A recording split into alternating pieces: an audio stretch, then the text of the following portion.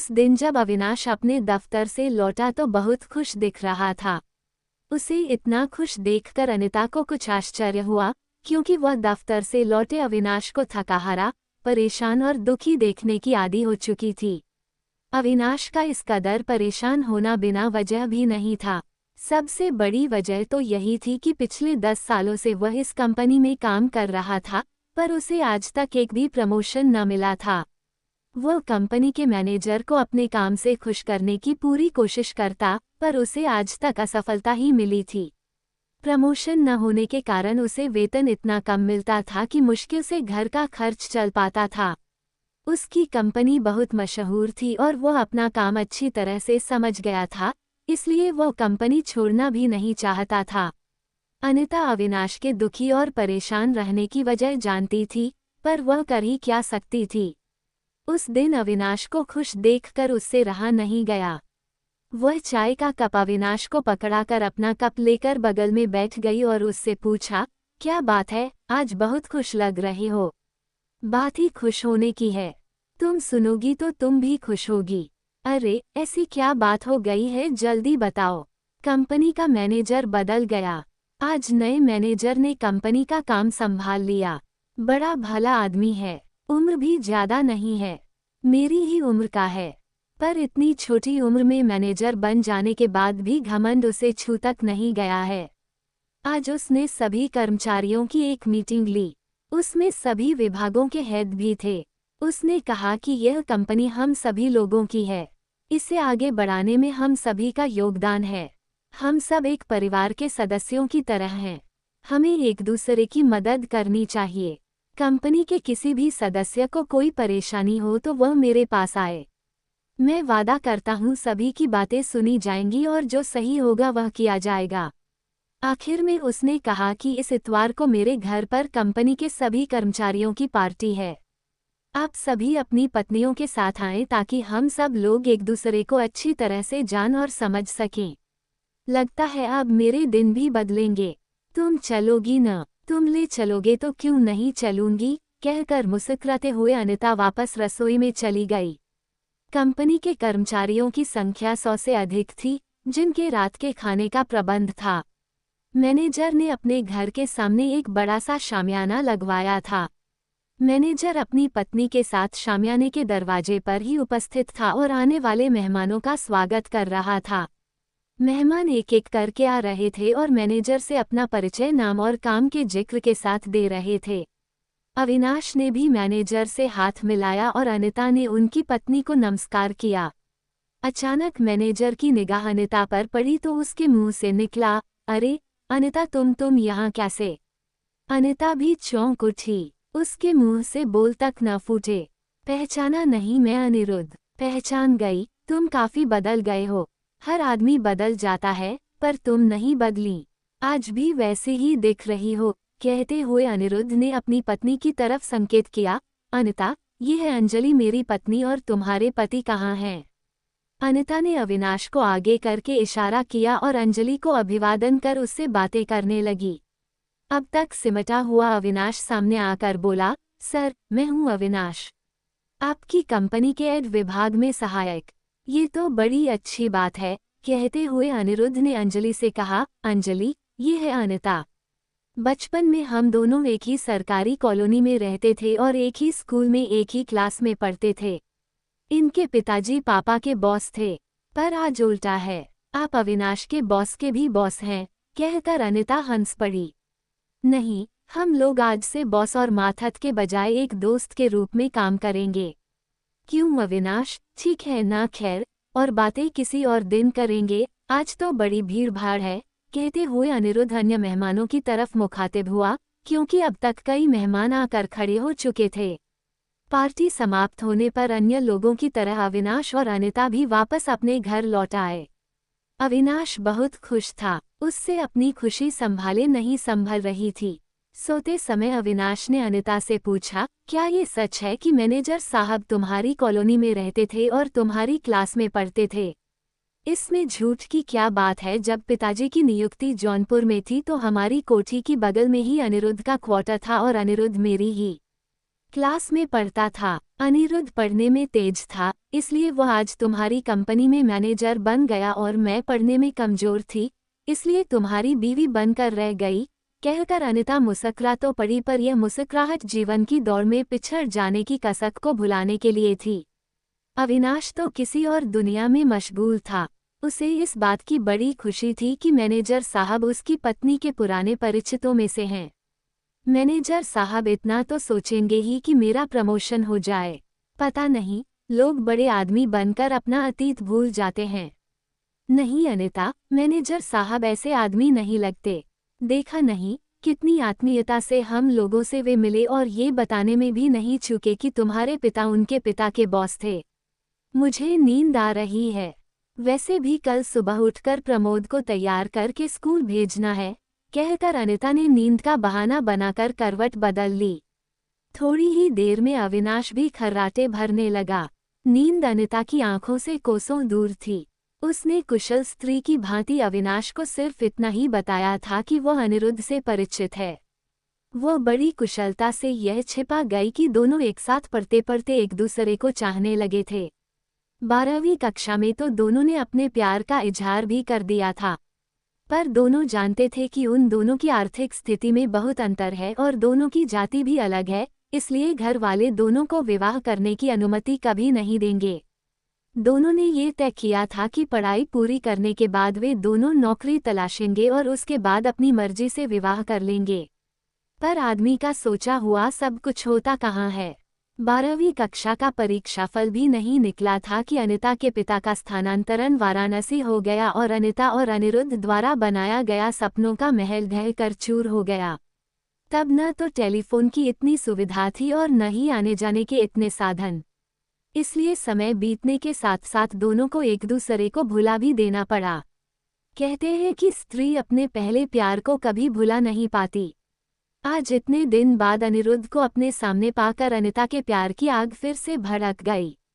अविनाश जितनी बार अनिरुद्ध को सर कहता, अनिता शर्म से मानो गड़ जाती। आज वह अनिरुद्ध के सामने खुद को छोटा महसूस कर रही थी।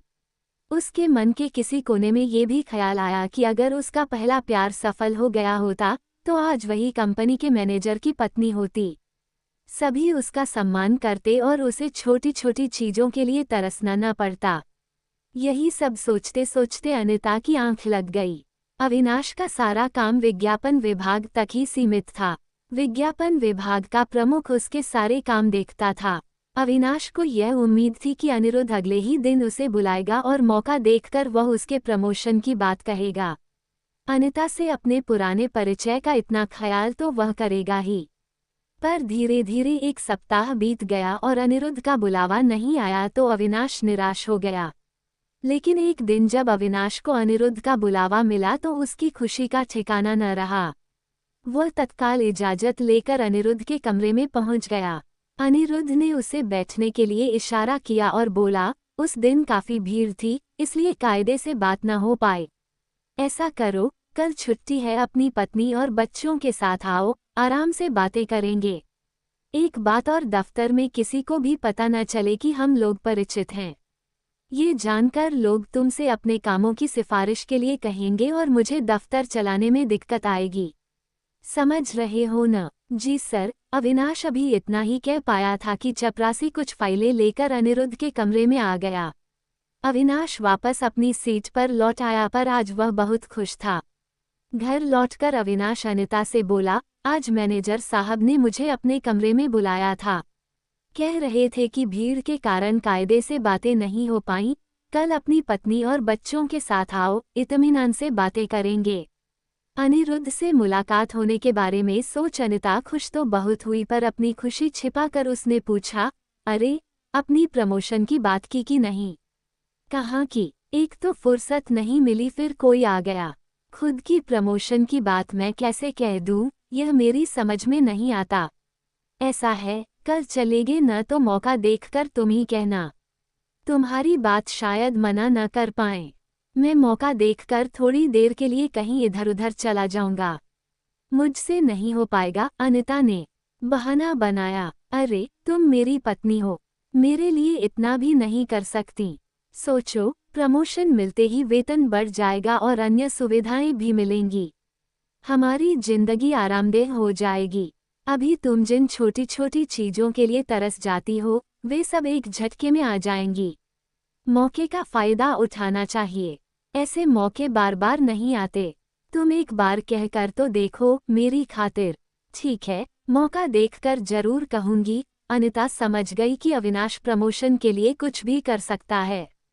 ये कायदे से मुझसे बात नहीं करता, लेकिन प्रमोशन के लिए मुझसे इतनी गुजारिश कर रहा है। अगले दिन अविनाश, अनिता अपने 16 वर्षीय बेटे प्रमोद के साथ अनिरुद्ध के घर पहुंचे। अनिरुद्ध का कोठीनुमा घर देखकर अनिता की आंखें चुंधिया गईं। हर कमरे की साज सज्जा देखकर वह आह भर कर रह जाती कि काश मेरा घर भी ऐसा होता। अंजलि ने घर पर सहेलियों की किट्टी पार्टी आयोजित कर रखी थी, इसलिए अनिरुद्ध अपने कमरे में अलग थलग बैठा हुआ था। अंजलि ने अविनाश और अनिता का स्वागत तो किया, पर यह कहकर किट्टी पार्टी चल रही है, उन्हें अनिरुद्ध के कमरे में ले जाकर बैठा दिया। हाँ, जाते जाते उसने यह जरूर कहा कि जाएगा नहीं, पार्टी खत्म होते ही मैं आऊंगी। अविनाश के साथ ही प्रमोद ने भी अनिरुद्ध को नमस्कार किया और अविनाश ने बताया कि यह मेरा बेटा प्रमोद है। बस यही एक लड़का है। अनिरुद्ध ने वहीं बैठे बैठे आवाज लगाई, पिंकी पिंकी। थोड़ी ही देर में प्रमोद की समवयस्क एक किशोरी प्रकट हुई और अनिरुद्ध ने उसका परिचय कराते हुए बताया कि यह उनकी बेटी है।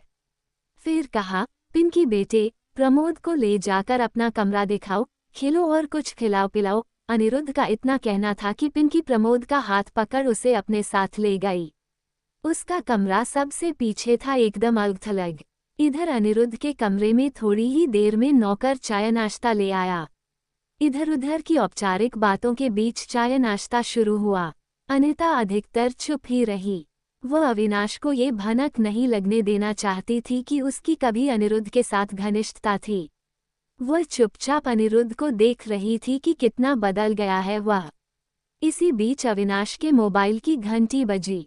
वह तो ऐसे ही किसी मौके की तलाश में था। उसने अनिरुद्ध से कहा, सर, बुरा मत मानिएगा, मैं अभी थोड़ी देर में आ रहा हूँ, एक जरूरी काम है। अनिरुद्ध के ठीक है कहते ही अविनाश तेजी से बाहर निकल गया। एक पल के लिए अनिता का मन ये सोचकर कसला हो गया कि आदमी अपने स्वार्थ के आगे इतना अंधा हो जाता है कि अपनी बीवी को दूसरे के पास अकेले में छोड़ जाता है।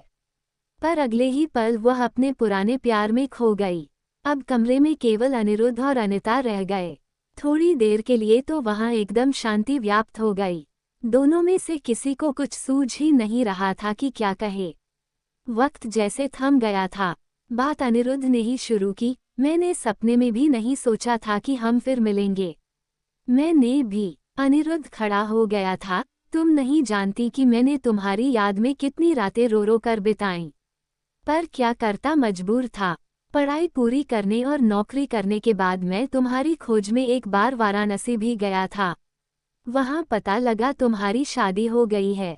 इसके बाद ही मैंने अपनी शादी के लिए हाँ की। अनिरुद्ध भावुक हो गया था। अनिता की आंखों से आंसू झरने लगे थे।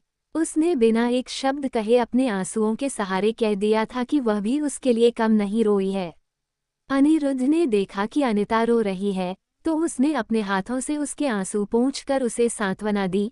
जो कुछ हुआ उसमें तुम्हारा क्या कसूर है, मैं जानता हूँ कि तुम मुझे आज भी इस दुनिया में सबसे ज्यादा प्यार करती हो। कहते हुए अनिरुद्ध ने अनिता को गले लगाकर उसके अधरों का एक चुंबन ले लिया। अनिता चुंबन से रोमांचित हो गई। उसने प्रतिरोध करने के बजाय बस इतना ही कहा, कोई आ गया तो।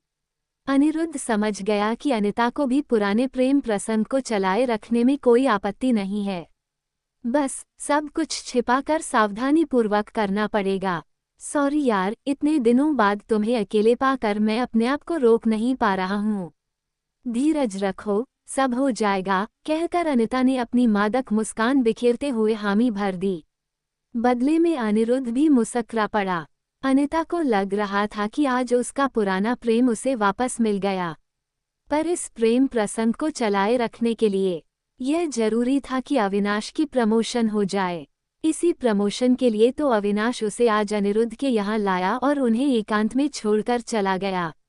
अनिता ने बिना किसी भूमिका के अनिरुद्ध को सब कुछ बता दिया। ये प्रमोशन क्या चीज़ है, तुम्हारे लिए मैं कुछ भी कर सकता हूँ, कहते हुए अनिरुद्ध ने एक बार फिर से अनिता का दीर्घ चुंबन ले डाला।